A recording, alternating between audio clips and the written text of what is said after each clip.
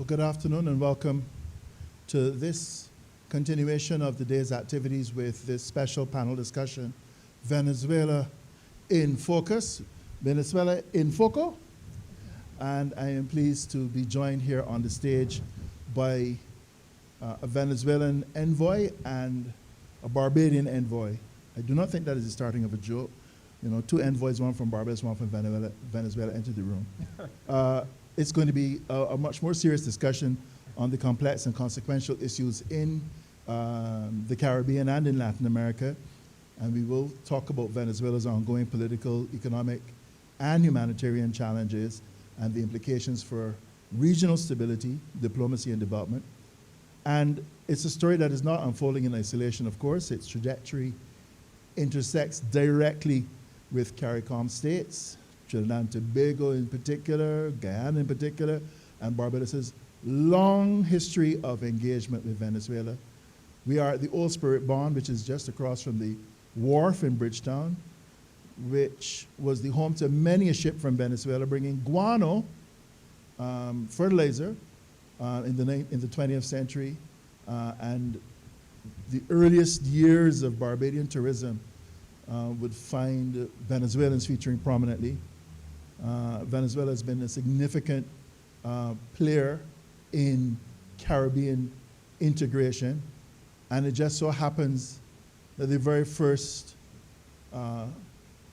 shots that were fired in favor of decolonization was from a famous Venezuelan who happened to be called Simon Bolivar. He only founded, what, 5 or 6 republics, Venezuela, Colombia, Peru, Ecuador, or then of course, Panama, Gran Colombia as it then was.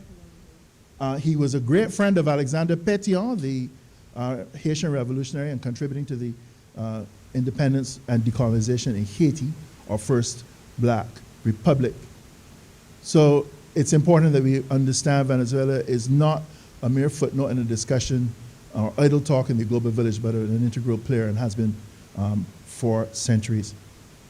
We are joined online by two Trinidadian public intellectuals, one a theologian, the other a journalist, Burton Sankeralli, whose work explores the intersections of Caribbean history, theology, philosophy, politics, and culture. He's a founding member of the Philosophical Society of Trinidad and Tobago. He's long been engaged in public debate on questions of sovereignty, on decolonization, and justice in the Caribbean. And he's written extensively on Caribbean philosophy and African and indigenous-derived spirituality, which is very important if you're to understand the Caribbean civilization in total. And an old friend and colleague, Sunity Maharaj of Trinidad and Tobago, independent public thinker and former independent senator, and a very independent, if I say independent too often, it would not be an exaggeration. As a journalist, she's widely respected for her own clear-eyed analysis of Caribbean politics, of Caribbean governance, and Caribbean society. Former news editor, editor-in-chief of the Trinidad Express newspapers, news director of TV6. She was responsible for editorial content and development for other One Caribbean media publications, including the Nation newspaper here in Barbados. She's led Caribbean thought in Trinidad and Tobago, along with her late husband, now running the Lloyd Best Institute of the Caribbean. So I wanted to put these panels bona fides up front so we have an understanding of their contribution. And last but by no means least is the folks here on the stage. To my immediate, to my far left, Ambassador David Comissiong, who is Barbados' ambassador to the Caribbean community and a leading Pan-Africanist voice in contemporary politics. He's the founder, of course, of the Clement Plain movement and headed the Pan-African Affairs Commission, which has now finally become an actual division in the ministry's setup, the cabinet setup in Barbados. The youngest senator in Barbados at one stage was called to the bar in 1984. I believe you were age 25 when he entered the Senate for the first time. And he's grown like me somewhat over the years, not as much as I have, but he's grown in stature even more so. He is now our envoy to CARICOM. and he's been appointed non-resident High Commissioner to several CARICOM states, where he's championed, the latest of which was actually Trinidad and Tobago, where he's championed collaboration on such things as the blue economy, climate change, and sustainable development. And to my immediate left is Senora Marta Ortega Peraza. Her middle name is Gabriela, if you wanted to be sure. She's the Chargé d'Affaires of the Embassy of the Bolivarian Republic of Venezuela here in Barbados, and she leads Barbados' diplomatic engagement with Venezuela, and she's a career diplomat with a background in community and grassroots work in Venezuela. She spent a lot of time here in the Caribbean, and she's done work with our Ministry of People Empowerment and Elder Affairs, and she's been a prominent voice on Caribbean, CARICOM, Venezuela relations. So I want to ask you to give a very warm welcome to our panel as we begin our discussion. Now, I am a journalist, and I would not be earning my keep if I did not bring to the table the very present situation as happened within the last 24 hours, Barbados signing an important pact for not only trade, investment, agricultural development with Venezuela, and playing host to Delcy Rodriguez, who is the interim leader following the abduction of the president of Venezuela, Nicolas Maduro, by the United States. Let's deal with that. El gran animal, or in the room, the elephant in the room, if you will, of the United States interposition in the relationship between Venezuela and the Caribbean. I want to begin with our guest, if you will, Senora Ortega, to speak briefly about that relationship and how yesterday's visit by Vice President Rodriguez figures in now into that relationship with, again, the great power to the north intervening. Hi, good evening. Thank you for your question.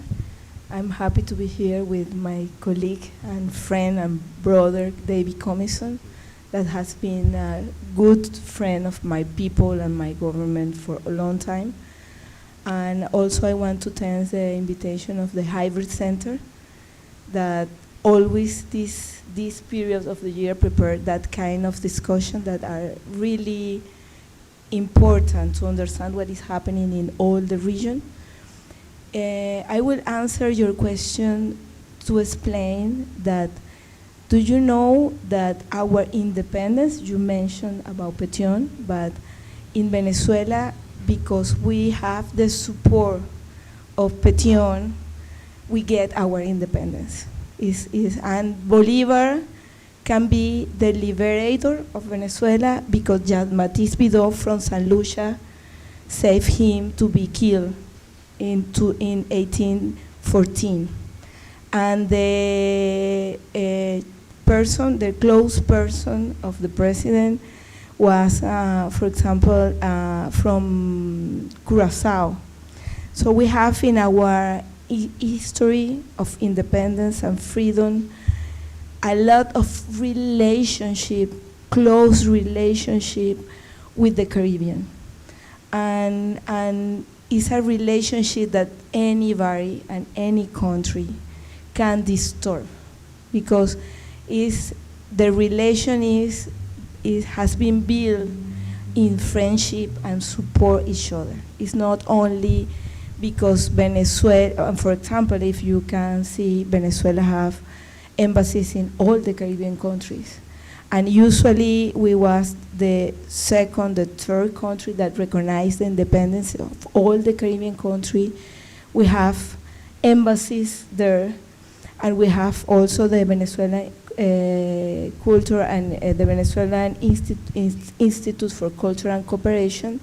And if you, as you say, you are a journalist, and if everybody see the news yesterday, the president, Delcy, our acting president, Delcy Rodriguez Gomez, spoke about that and that kind of relationship. In the case of Barbados, for example, the institute has been here for 14 years. And we not only teach Spanish, we teach Spanish and Venezuelan culture and history and how we see each other, ourselves, and how can we build everyday relationship with the Caribbean people. Do people in Venezuela, how aware are they, I should say, of that long-standing relationship with the English-speaking Caribbean in particular? How aware are they? Well, it's very interesting because when we are in the school, when I was in the school, and I cannot say my age, okay? I won't do that. But when I was in the school, we learned that in the north, our border is the Caribbean Sea, and we paint that only in blue.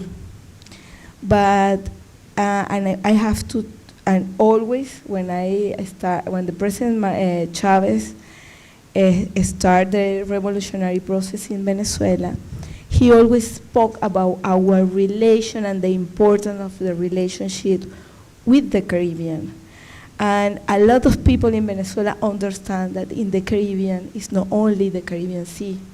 The Caribbean is Trinidad and Tobago, is Antigua and Barbuda, is Grenada, is Barbados, is all the Caribbean countries and the Caribbean people.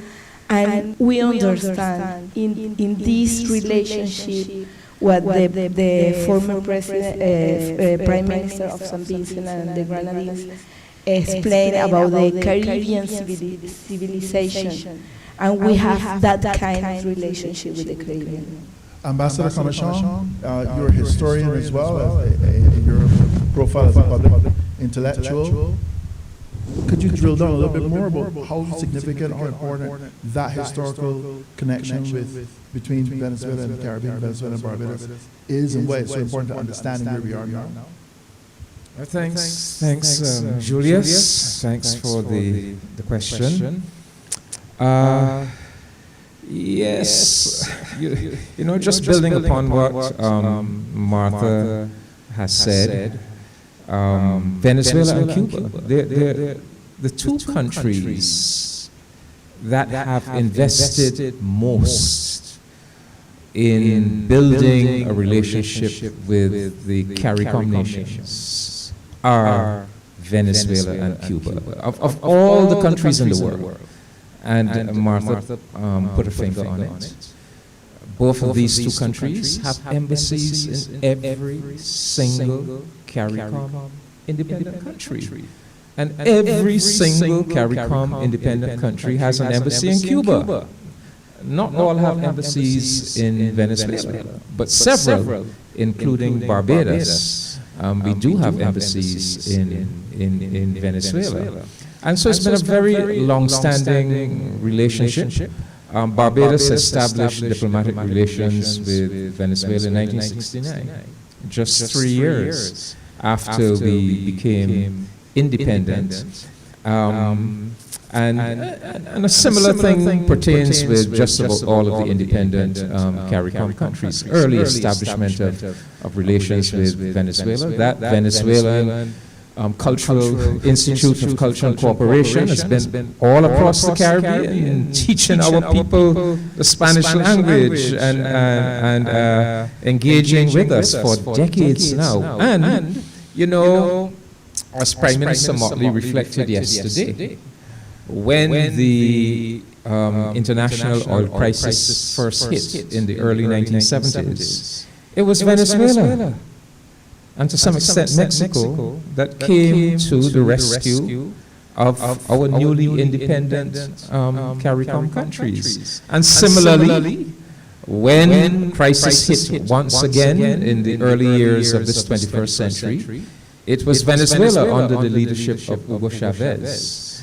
that once again came to our rescue with the Petro-Carib energy cooperation program. And you asked to what extent the Venezuelan people are aware of the Caribbean. Well, in Venezuela you have popular forces, but you also have the oligarchical forces. And I can tell you that elite oligarchical sector of the Venezuelan nation were very upset with Chavez. Why is Chavez squandering the resources of Venezuela on these undeserving little Caribbean countries, these black people from the Caribbean? And of course, Chavez was a man of noble and expansive vision and understood that these Caribbean countries are his brothers, understood that we are all part of a Caribbean civilization, understood, as Martha has confirmed here, the role that Caribbean people, particularly Haiti, played in the liberation of Venezuela, not just Venezuela, but the countries of Grand Colombia from Spanish rule. So what Prime Minister Motley and Acting President Delcy Rodriguez did yesterday was simply the latest iteration in a whole program of cooperation that we have had with Venezuela going back decades. In fact, I was with Prime Minister Motley approximately 2 years ago when we went to Caracas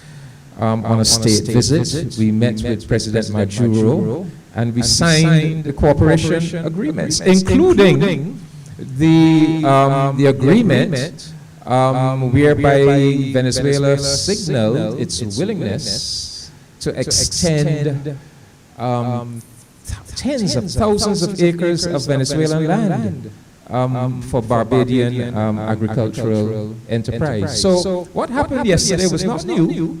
It was basically a reiteration of the agreement that had been signed with President Maduro 2 years ago. But it was important because of the recent history. The crime of 3rd January 2026, the terrible imposition, imperialistic imposition on Venezuela. And so it was a very important visit. It was, I think, on the part of Barbados, a very important vote of confidence in President Delcy Rodriguez and in the Venezuelan people, signaling to the Venezuelan people that they have a friend, not only in Barbados, but in the nations and people of the Caribbean community. And, you know, Julius, ultimately, our goal has to be to build our Caribbean civilization. That, you know, that is our ultimate goal, to build a strong, powerful, humane, vibrant Caribbean civilization. And if we are to do so, Venezuela and Cuba have to have very important roles in that Caribbean civilization. But that picture would be clear and understandable to many people who understand the history of Venezuela's involvement in the entire decolonization process in this part of the world. Venezuelans have been coming here going back to the 1940s and 50s. I attended the school once had a boarding establishment, so many better off Venezuelan children studied at high school here. And as I said, in the earliest days of what is now called Barbadian tourism, Venezuela was a significant part. There was talk, which has now been advanced in the last 24 hours, of Barbados having Spanish as the official second language.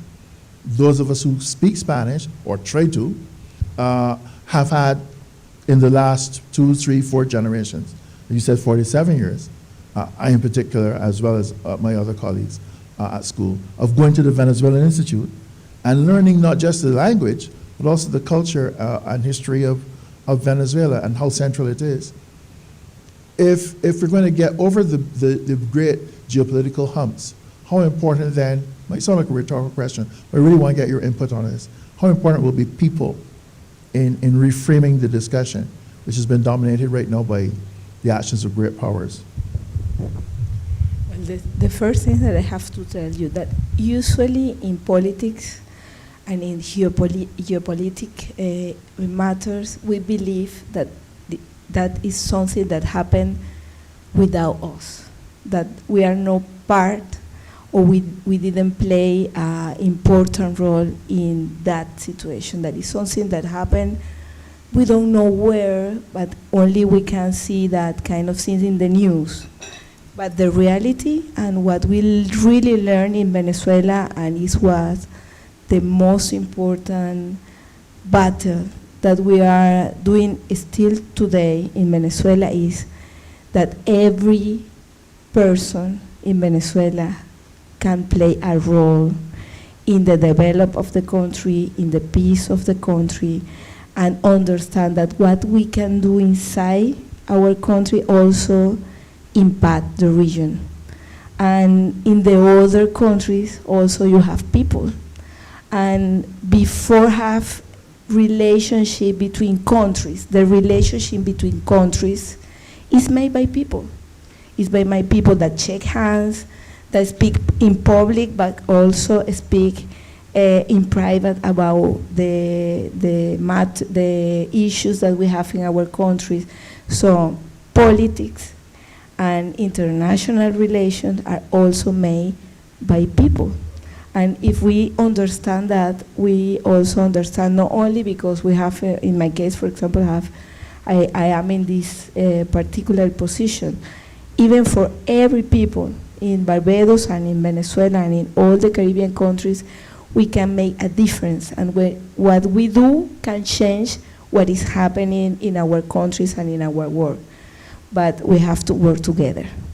How do you see it being reframed, Ambassador Comissiong?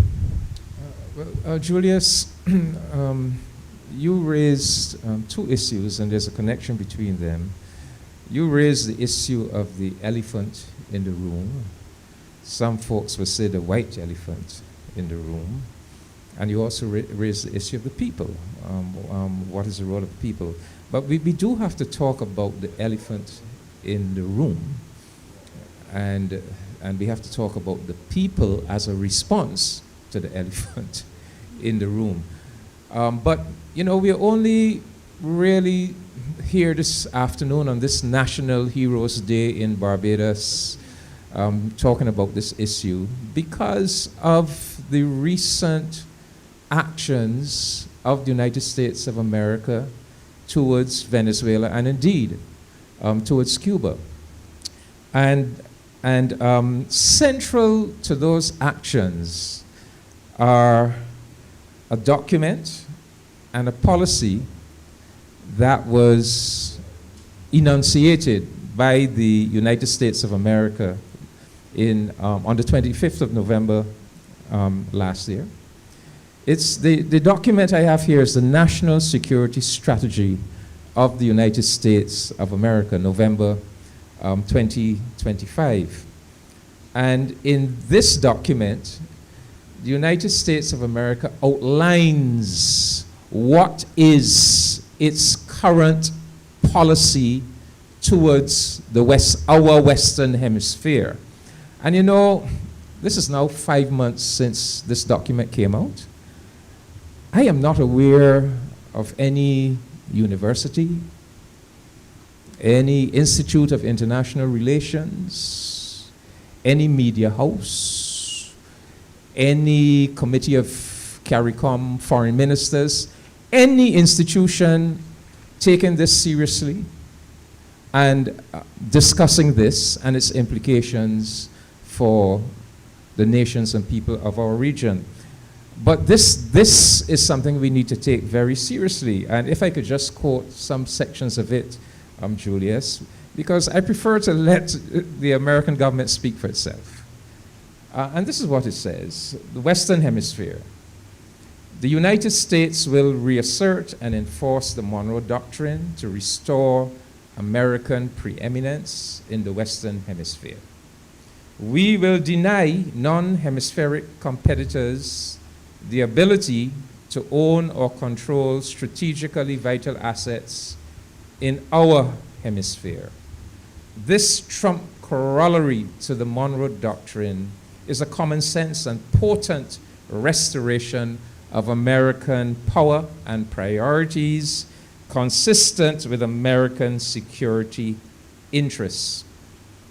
The United States must reconsider our military presence in the Western Hemisphere. This means a readjustment of our global military presence to address urgent threats in our hemisphere, a more suitable Coast Guard and Navy presence to control sea lanes, targeted deployments to secure the border and defeat cartels, including, where necessary, the use of lethal force to replace the failed law enforcement only strategy, establishing or expanding access to strategically important locations.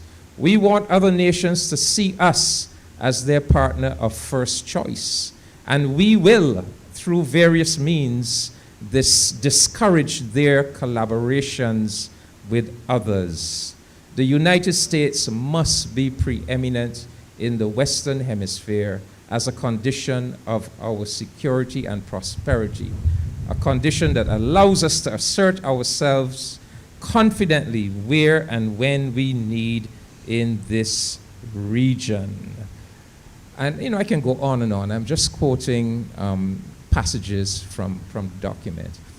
But the United States is making it clear that they intend to reassert that doctrine that says that this is their backyard. And they have not only just put it on paper in this document, but since around August, September last year, they have been implementing it in a very visible way. They sent that small armada of military vessels into our southern Caribbean. They have blown up God knows how many small vessels containing citizens of Venezuela, Colombia, Trinidad and Tobago, St. Lucia, and they continue to do so. And of course, on the 3rd of January, they committed that assault on the territorial integrity of Venezuela and kidnapped the president. So this is the harsh reality that we in the Caribbean, we in Venezuela, we in Cuba, because even while they were targeting Venezuela, they were also imposing a virtual siege on our fellow Caribbean country of Cuba. So this is the elephant in the room that we have to contend with. The question is, how do we deal with this? You know, and well, thank you for asking that question for me, because that was my next question. Yes. What specifically should CARICOM do, either collectively or individual member states do, in raising issues that touch on, and the Prime Minister of Barbados has spoken about this, questions of international order and how that's being disrupted, the fact that these assaults on the vessels are nowhere to be found, to be grounded in the law of the sea, which of course the United States is not a part of, but any basic international principle, legal principle on engaging either drug traffickers or suspected drug traffickers or people in fishing boats. What specifically should CARICOM be doing to raise that at an international level? Yeah, all those actions are illegal. I mean, you can't just execute people. You haven't arrested them. You haven't put them on trial. You haven't imposed any judicial sentence on them. You just assert to yourself the right of life and death over human beings. That breaches so many international conventions, so many articles of international law that we don't even need to discuss that, you know. Which begs the question. Yes. What should happen? Well, should be a complaint at the level of Security Council or even on the General Assembly? What specifically should happen? Of course, we should do all those things, because our policies our Caribbean community policies run diametrically counter to what we are seeing unfolding. We, CARICOM people and nations, we stand for international law. We stand for the system of multilateralism. We have declared our region a zone of peace. We stand for human rights. We stand for the dignity of black and brown peoples, you know. So yes, of course, for us not to stand against those actions would be a repudiation of our fundamental policies, would be a repudiation of our whole historical journey as a people. However, we're up against raw power. And so raw power means abject silence on our part? No, it should not mean that. Of course, in CARICOM, the core of CARICOM's strength really is unity. I mean, that's the whole rationale for CARICOM, the idea that if we can come together as a group of small countries and act in unison, that we have a certain degree of power. That is the power that allowed us in 1972 to recognize Cuba against the objections of the mighty United States of America and the Organization of American States. Unfortunately, that unity that we have had most of the time in CARICOM seems to have eluded us in recent times. So we do have some member states, one or two that are out of step. For example, member states that are out of step with the CARICOM policy that our region is a zone of peace. And this is proven to be very problematical for CARICOM, because CARICOM, fundamental to CARICOM, is that notion of unanimity. Most important CARICOM decisions, all CARICOM foreign policy statements are made on the basis of unanimity. And therefore, if you're in a situation now where you may have one or two countries that don't intend to be part of that CARICOM consensus, then you have a real problem. And I think this is why some people have been critical of CARICOM in recent months. We haven't heard from CARICOM, but it's because in light of the unanimity principle, it is proving very difficult for CARICOM to actually enunciate positions. But I don't want to, don't stop me just yet. I want to look at the role of the people, because our people have a very important role to play. Yes, but the people take the cue from the politicians. For example, just let me give you a little anecdote. Back in the 1990s, when the U.S. came with this ship-rider agreement, they wanted to impose the ship-rider agreement on the Caribbean. Most of the CARICOM countries quickly went and signed it. However, 96. there was a hiatus in Barbados. Who caused that hiatus? Well, it is the activists on the ground in Barbados who, having learnt about that ship-rider agreement, started a public agitation in Barbados, which so strengthened the hand of the then Prime Minister Owen Arthur that he was able to say to the Americans, no, Barbados cannot sign this agreement in the as it is currently written, and that caused a whole renegotiation and so forth. Similarly, fast track to or go forward to last year, the United States wanted to put a radar in Grenada. And, the government of Grenada was under some considerable pressure. And the people of Grenada mobilized themselves. The people said there must be no radar, not at our Maurice Bishop Airport, not with all the sacred history behind this. And ultimately, the Grenada government did not given to the demand to put this radar on their national territory.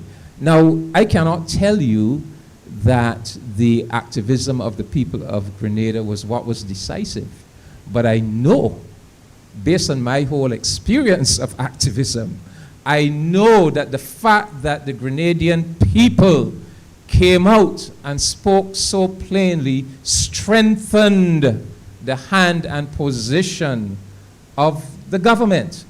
And a government wants to be in a position to say, if they have a difficult decision to make, especially facing an entity that is much more powerful than them, to be able to say, look, we cannot do, our people will not permit us to do X, Y, Z. And so I am saying that, Julius, yes, we, of all people, the nations and people of the Caribbean, who have gone through that history of enslavement, of the most terrible denial of human rights, who are people who understand that we must stand for human dignity, we must stand for human rights, we must stand for rule of law. We have to fight for these principles, but we do not underestimate the difficulty of the fight that our governments have. And I'm saying that to the extent that our people can be strong, our people can be active, our people can speak clearly, it is going to strengthen the hands of their governments. Let me see if we can bring in our guests, as I'm handed a very brief note. Let's try to bring in Burton Sankeralli. Unfortunately, Sunity has another engagement. She sends her apologies, has to dash off, and we thank her for at least listening to our conversation. I know she'll have a lot to say when next we speak. But let's bring in Burton Sankeralli to see if he can weigh in from a Trinidadian perspective, given the nuances there of the current relationship with Trinidad and Tobago, CARICOM, the United States, and Venezuela. I want to get your perspective on what you've heard thus far. Well, no, I think hitting the nail on the head is this idea for our own mobilization. And institutions prize their uses, in terms of mobilize people. I think the people of Grenada were genuine afraid, and they made sure their voices were heard. This is the kind of thing that I believe is needed. We are 7 miles off the coast of Venezuela, but by and large, generally, our population lives in blissful ignorance of this. Until recently, when Venezuelans apparently came flooding in, and we have a very strong Venezuelan presence here, which has, in my view, the added benefit really of moving us towards a bilingual society, with a great positive, so that's one very positive aspect. But our population has become very much aware of this crisis, and I think we now have to mobilize that, because I believe we are at this point now where we are facing the Monroe Doctrine. The Monroe Doctrine is a hemispheric ideology, an imperialist hemispheric ideology. But the Bolivarian Revolution gives us access to a hemispheric ideology that some of our own from our people. The Bolivarian Revolution is really a hemispheric revolution, who invites us to join in a hemispheric revolutionary process, not to mindlessly leave Venezuela or wherever, but from the point of view of our own location, our own Caribbean vision, to see ourselves part of the hemispheric process that was the vision of Bolivar and Jose Marti of Cuba, and that ultimately understands our relation with the original Americans and the real Americans, which is our America and derived from the First Peoples. So this crisis really opens up doors, but we have to do this work of the of the mobilizing and invites us to formulate a new ideology that takes us beyond the kind of model we have been using. Because I believe while we are very thankful, especially for the stand being made by the Prime Minister of Barbados and of many CARICOM countries, this crisis indicates an imperative for us to, in a way, move beyond this, because I believe the old models have not been working. We have been in this kind of twilight zone where we argue for a zone of peace, but we have remained entrenched in the American sphere of influence. We have been part of U.S. Southern Command and all of these contradictions. And now we are being moved to engage a different kind of vision. But and we are challenged to meet this crisis in this kind of a way. Which, thank you very much, Burton. You've brought it right to the front door of Senor Ortega, because is this not what Hugo Chavez was advocating? Nuestra America, our America, one where the power dynamics are not imposed but shared, where there was the talk of the ALBA, the bank, ALBA Bank, and also the de-dollarization of trade, and of course Petro-Caribe. Is that gone with the change at the top in Venezuela, in Caracas? Well, the Petro-Caribe agreement didn't really work after the coercive measures that the United States implement against Venezuela. So I want to explain better that, because if we didn't understand what is happening with the coercive measures and the sanctions that everybody calls sanctions, but we call coercive measure, because it's not, sanction is when it's the United Nations Assembly that take that decision.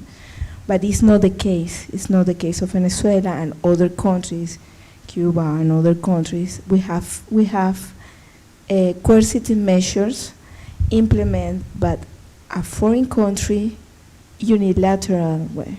And in the case of Venezuela, we have another situation with some European countries. But what we believe that we have to work now, because it's a situation that we are in this moment. First, we have to protect the peace of our country. We have to protect the republic, and we have to keep, in diplomatic way, working to protect what we have as a country, but also the relationship with the Caribbean, with the region, is something that it has been for 200 years. You can call the name that you want, but the relationship between Venezuela and the Caribbean is still there. Venezuela has been alone. The Prime Minister of Barbados explained yesterday that in the 80s, Venezuela has been that kind of relationship with the Caribbean. And we know that we have to continue working in the relationship with the region. I strongly believe that what the acting president, and I want to tell you that she's the acting president because the constitutional president of Venezuela is the President Nicolás Maduro Moros. And what we are doing now is continue working in the peace of the country, protecting our institutions, and the relationship with the region. Petro-Caribe agreement have to stop, and it's something that everybody know in the region, even all the important things that happen through the agreement.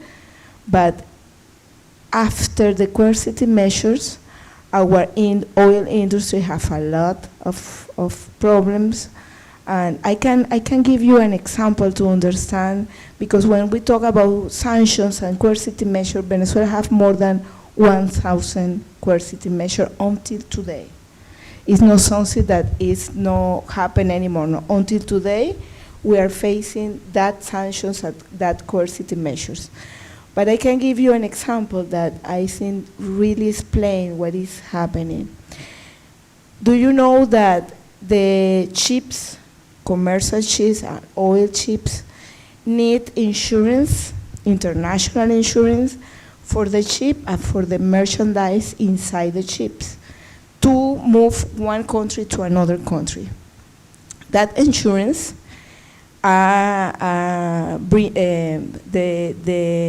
companies in charge to do that are based in UK. That companies was created during the transatlantic slave to insurance the merchandise that they consider merchandise, that was people moving between Africa and the Caribbean.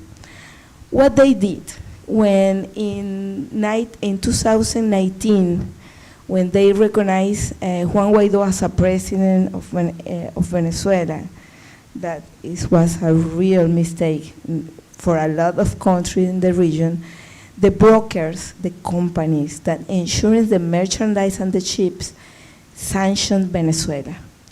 And since that moment, we cannot buy for our chips, for our oil, our merchandise, or food, we cannot buy the insurance that we have to for each chip to move from one country to another.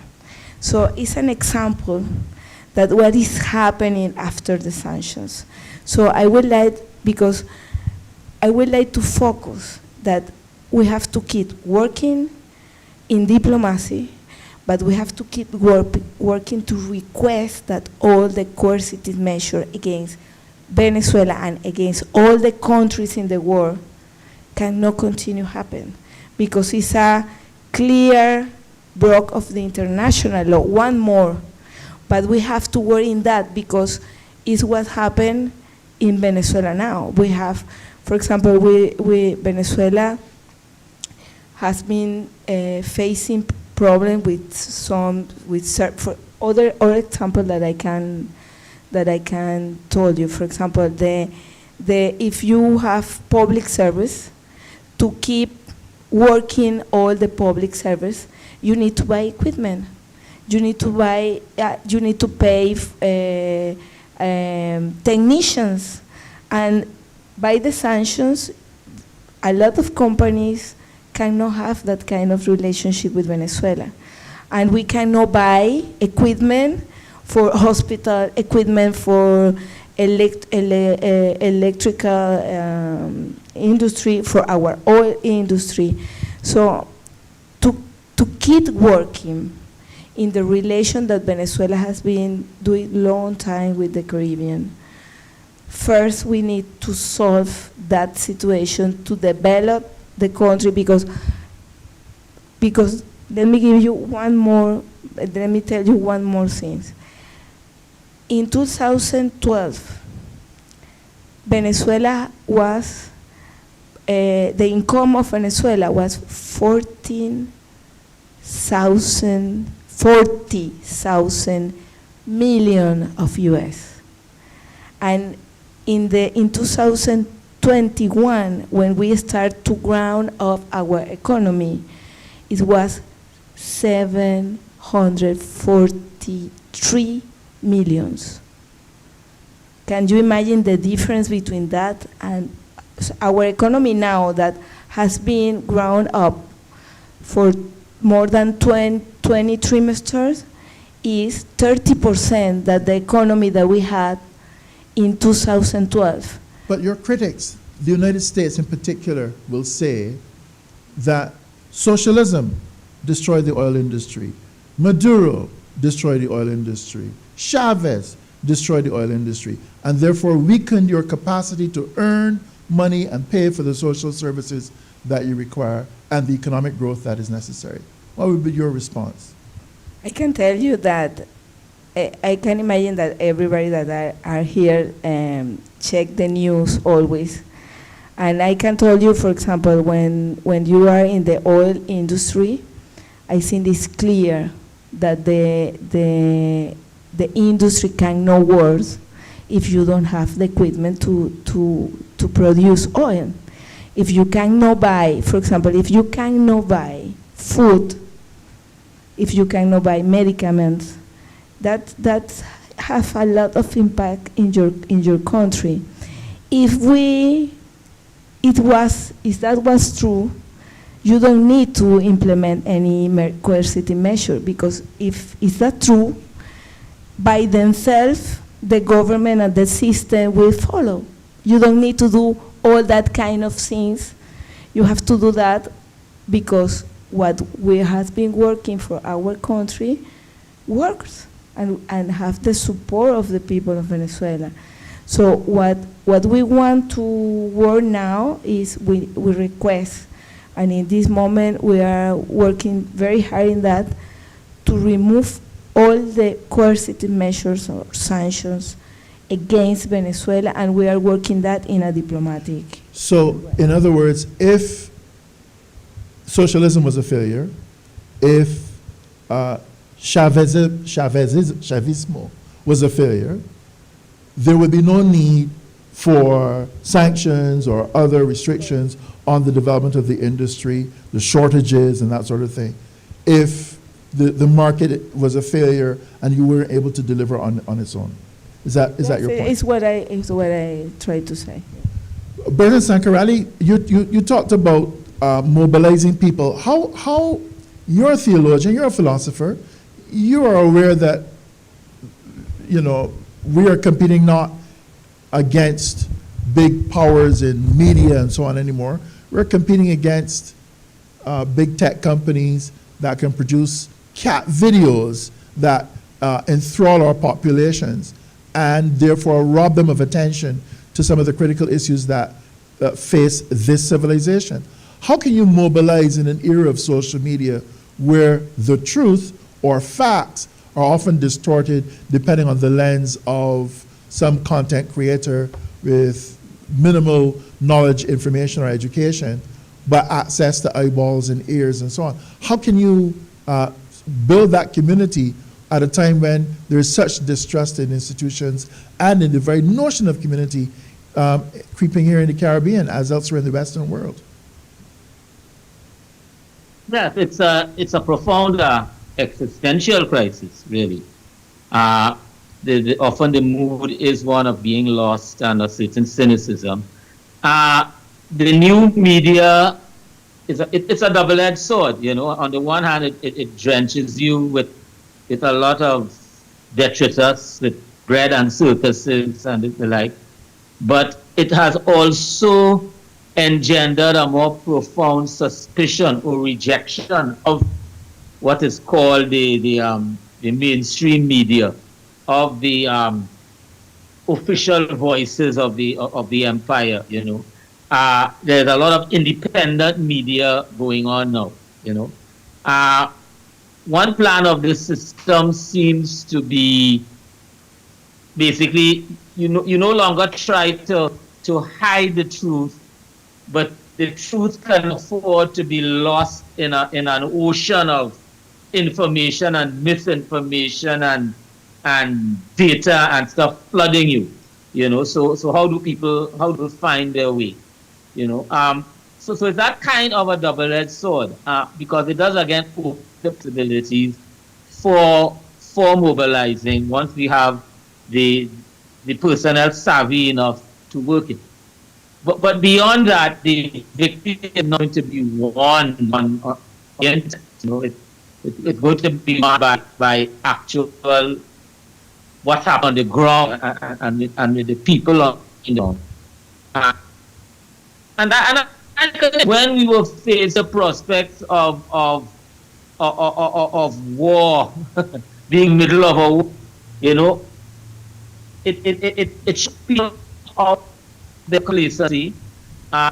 It makes people aware that I think that we have been living in this bubble you know, Trinidadian, this idea that you know, we say God is a Trini, you know, it can't happen here, you know, wars happen elsewhere, right? But we realize now we were in the middle of a global conflict. The whole world was wondering what's going to happen. Is there going to be warfare? There was talk even of superpower confrontation, leading to things we don't even want to imagine. And we were in the middle of it, and a lot of our people now would have had to deal with that shock. And I think it does open opportunities. The problem is, to be frank, our history of mobilization in recent years has been kind of hit and miss. Our civil society is compromised. So I am hoping, however, that we can now be jolted of this complacency. But it will take work. I agree with you. Yeah. But politicians have caught on to the moment, the instant, immediate response, the predictability of that response, that it caters to a particular notion of or set of notions, and hyperbole, the response of the Prime Minister of Trinidad and Tobago to the very first fatal airstrikes on suspected drugs traffickers, were really people in boats, because there's been no evidence presented that there were suspected drug traffickers. Her response was in 3 words. Well, 4. Kill them all. As a man of faith yourself, how do you wrestle with that pronouncement by the leader of the government of your country in a very murky international issue, but which clearly has drawn, for her at least, as a representative of the government, a very clear line that of support for extrajudicial killing? And I'm not being hyperbolic myself in saying that. There is no legal precedent, so far as anybody's been able to present, for blowing up boats in international waters. You mentioned it, I've mentioned it. Trinidad and Tobago is 7 miles off from Venezuela. How do you square that with that statement and what it imports? Well, it was highly reckless and irresponsible. I mean, like I said before, we have been in the American orbit. Previous regimes have been permitting U.S. incursions, we can say. Some will say that we were basically forced to play the game.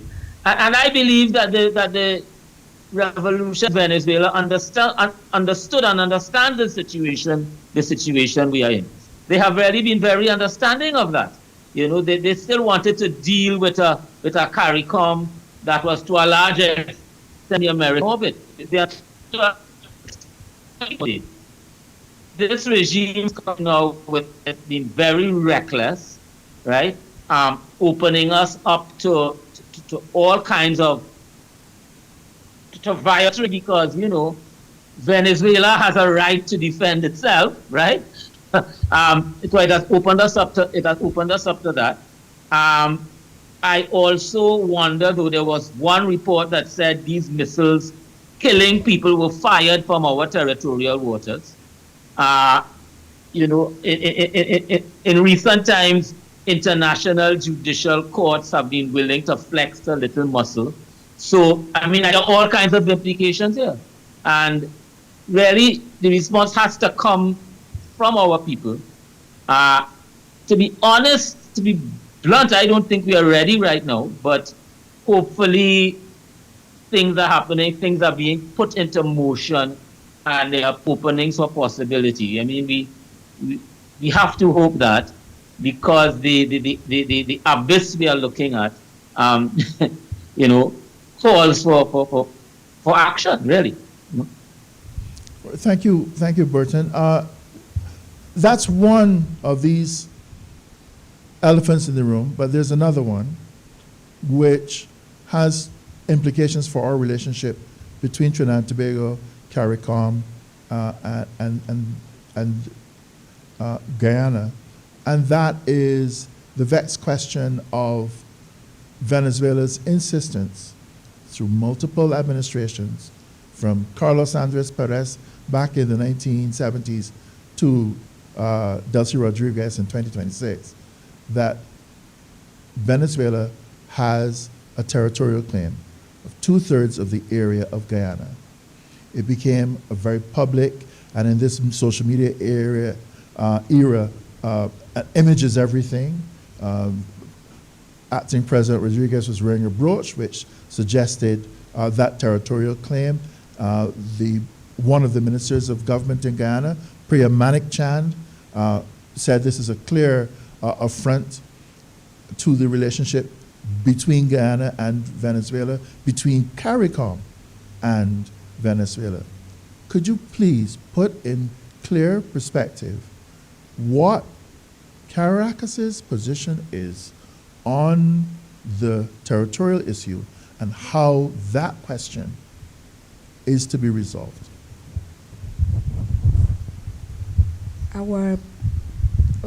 The position of Venezuela is the Essequibo territory is a territory that United Kingdom keep from Venezuela territory. It's something that happened before also the independence, no? And we have been working in that for a long time. And the position of Venezuela is always that it's something that we have to work between both countries, and we have to do an agreement between both countries. Is that the position historically of Venezuela? That's why, for example, it was I don't remember just now, David, the name of the person from Jamaica, the Jamaica that died in Cuba, that was our, excuse me? Norman Girvan. Norman Girvan, no? He was person in charge for a long time in work with Venezuela and Guyana border position. The position of Venezuela is still the same position, not only since Carlos Andres Perez. It's the same position since we get our independence. So, and it's something that we want change in the future. So you do not accept the 1899 arbitral decision. That brings into question then the fact that Guyana is a sovereign state, is a founding member of the Caribbean community. Its secretariat is based in Georgetown, Guyana. Ambassador Comissiong, you are an envoy to CARICOM, you're a high commissioner to CARICOM states. The question that many people would ask is, how can you have a relationship, a deepening of ties with a country that, as of this moment, considers most of Guyana to be its territory? How do you navigate that? Those are the realities of political life. It's not only Guyana. We have Belize. We have the Belize-Guatemala territorial dispute. Yeah, but we don't have a trade and aid and agricultural pact with Guatemala. We've just signed one with Venezuela. No. We have relations with Guatemala. We are part of the Association of Caribbean States. Listen, that is par for the course in international diplomacy. In fact, I think CARICOM's diplomacy in relation to the Venezuela-Guyana border dispute has been brilliant. Has been brilliant. Of course, Guyana is our member state, and we give solidarity to Guyana in its defense of its territorial claim. This is a matter that comes up at every single CARICOM meeting of foreign ministers and heads of government meeting. It's a standard item on the agenda. Guyana comes to the meeting, Guyana and I should say Belize, because both matters are standard items. They give us a report, they fill us in. CARICOM, we pass a resolution giving them our support and solidarity. So that's, that is basically ironclad. But at the same time, Venezuela is a friendly nation of the Caribbean community. Venezuela is part of the neighborhood, is part of the community. And we have to have relations. We have to have relations. We have to have sensible relations. We are aware that this is a dispute that has been inherited from the colonial period. All of us are aware that a territorial dispute is a very difficult, very sensitive matter. It is very difficult to be resolved. So I think CARICOM has dealt appropriately with the matter.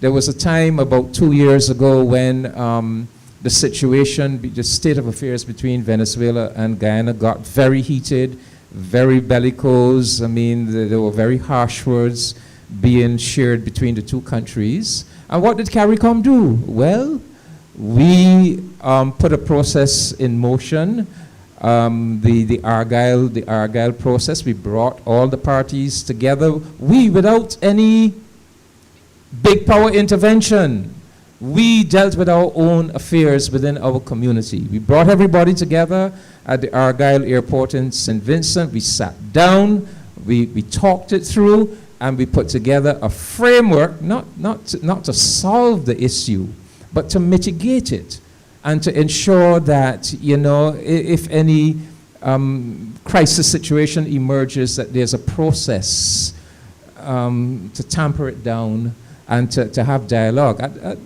the same motion, we are also conscious that the matter is currently before the International Court of Justice, and the legal process will wend its way through. So we have to be sensible and mature about this. Yes, Guyana is our member state.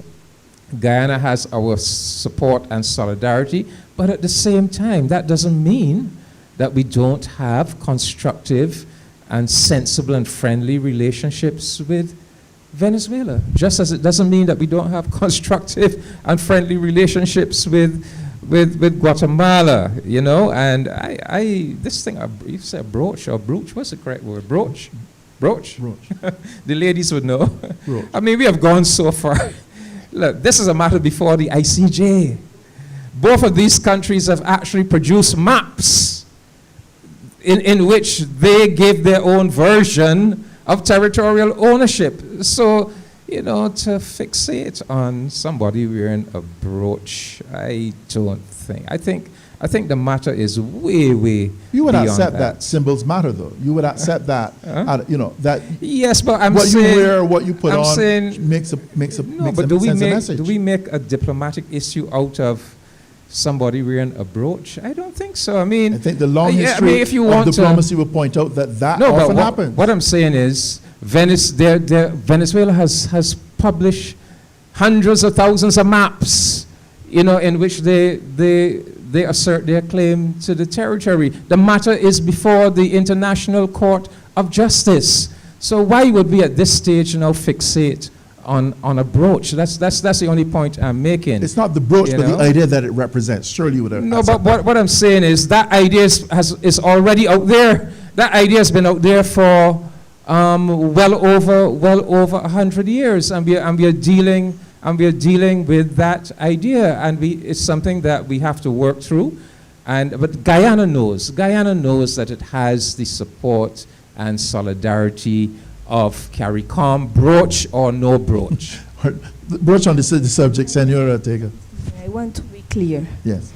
Venezuela don't recognize the International Court of Justice for this matter, and I'm no approval to talk about the Guyana and Venezuela border situation in this activity, but the position of Venezuela is very clear. We really believe that it's something that we can solve talking between both countries, because it's as Ambassador Comissiong say, it's a colonialism heritage, and we cannot solve that by the same way. The position of Venezuela is very clear in this matter, and I won't talk more about that. Yes, because Venezuela have that position. I am not here. I don't have the approval to talk about this matter in this activity. But understanding, of course, that the question will be raised by people that we are deepening ties at a time when other countries that are members of the Caribbean community, CARICOM has a treaty which says that no relationship with any country outside of the 15 member states can be advantageous, more advantageous than to any other member of the community.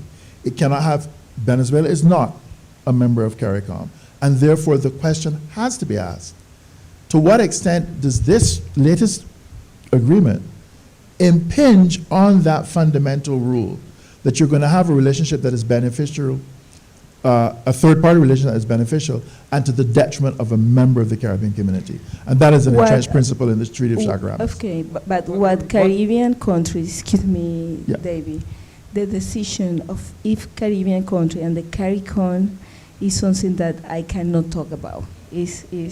I only can tell you the position of Venezuela is real clear. We believe that the resolution of this matter is between both countries, and we don't recognize in any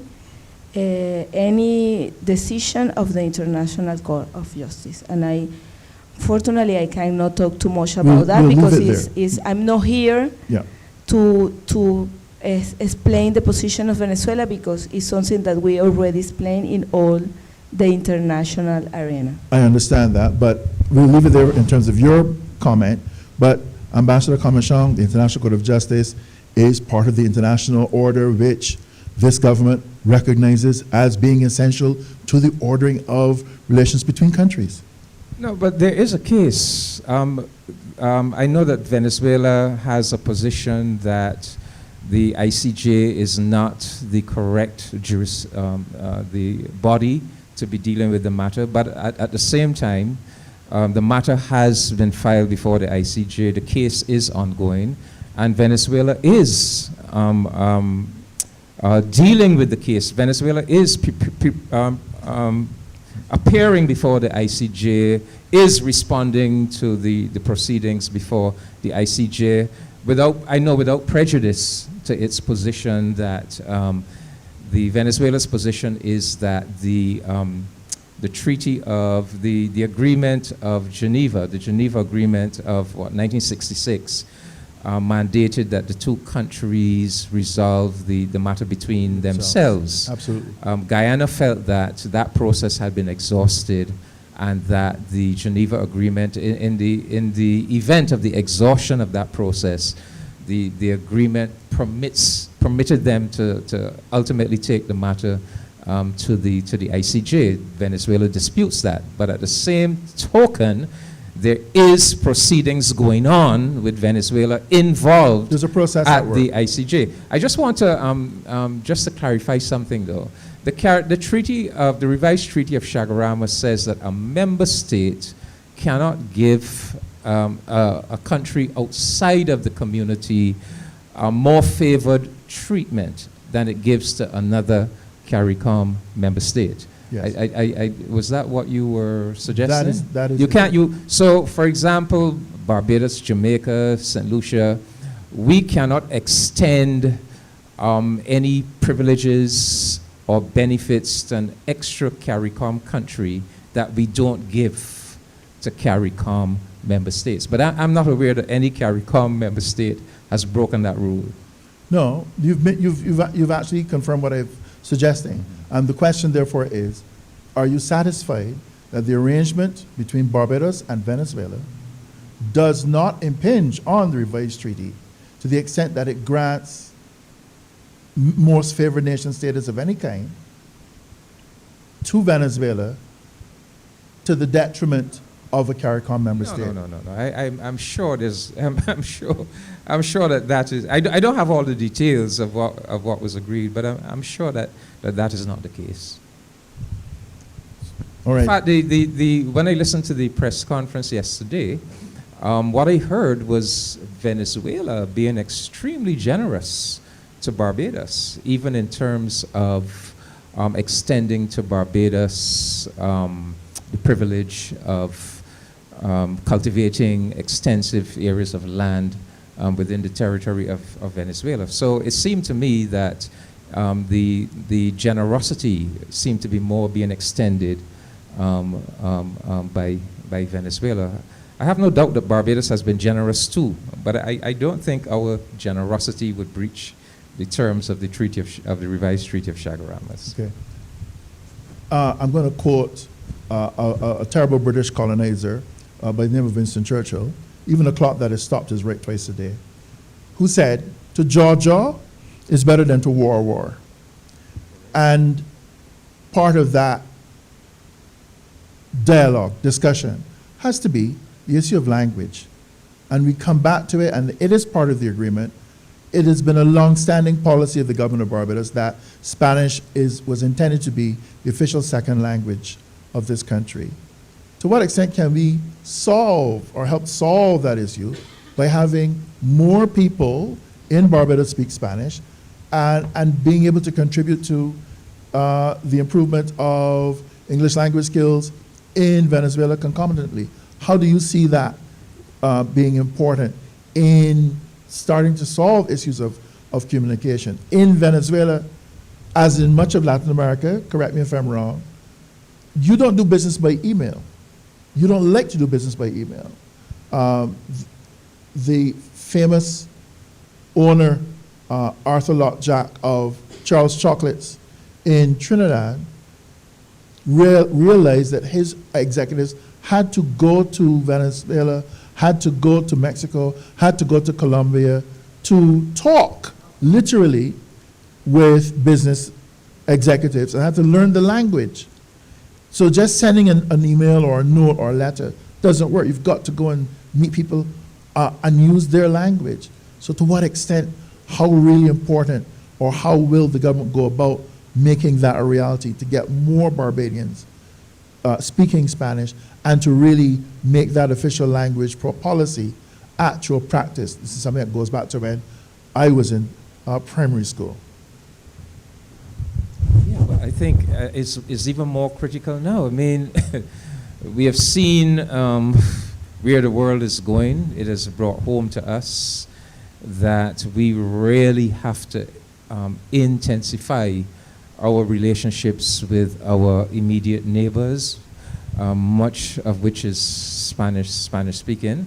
So, you know, we have spoken about this in Barbados for some time. We have made minor starts, but we now need really a national Spanish language immersion program. And we're going to have to start with our children in infancy. You know, I remember once going to Holland, and in the restaurants in Holland, all of the waitresses and waiters were speaking this perfect English, and I asked them, how did you get this command of the language? Yeah, and they said, look, you know, from childhood, we were listening to English language songs, and we were watching English language cartoons on TV, you know? So I think we are going to have to wise up that it has to go beyond just, you know, the formal schooling. Things like the cartoons, the songs, the music, and Venezuela and Cuba can definitely help us a lot. But I think it has become more and more, we have become more and more aware that we have to build these new relationships. And as you said, Julius, it is difficult to truly communicate if you don't speak the language. So Prime Minister Motley has set a 2030 kind of time frame. I suspect not to make Barbados bilingual by 2030, but at least to make very, very significant progress, certainly with our school population. The other thing I want to say, Julius, is harking back to something that you had raised before. Look, before you do that, we have to say goodbye to Senora Ortega. You have another engagement. And I want to thank you for your participation in this discussion. I want, however, if you would, to make a final point, particularly about how you see Venezuela helping Barbados in this development, deepening of Spanish language education, and how what's the actual vision for making that happen. I mean, the Institute has done a tremendous amount of work for the last 47 years, but how do you see that national immersion happening? Well, the first thing I have to tell you about that is we have the same people in the same Caribbean Sea, but we speak different language. We speak the language of our colonies, you know, and that may a barrier between us in diplomatic, in commerce, in everything, even in the possibility of work together to protect our nations, to protect our people. If we can speak directly between us, we can be better. Or not only Venezuela helping Barbados, it's also Venezuelan learning English and can communicate directly between the government and the people, because it's the only way that we can resist these difficult times that the whole world is facing. We have to be together, we have to connect each other, we have to understand each other and keep in diplomatic and good relationship between the region. Is the only way that we can face the situation in the world now. And in the Spanish classes and the Spanish language, Venezuela has been working 47 years in that. We can work more and better, always we can do that. And for sure, when our children can speak Spanish and English, can work together for a better nations and a better relationship between the countries. Señora Marta Ortega Peraza, many thanks. Muchísimas gracias for taking part in our conversation, and we hope to be able to continue this conversation elsewhere and in future occasions. Thank you. Thank you, Julius. Thank you, David.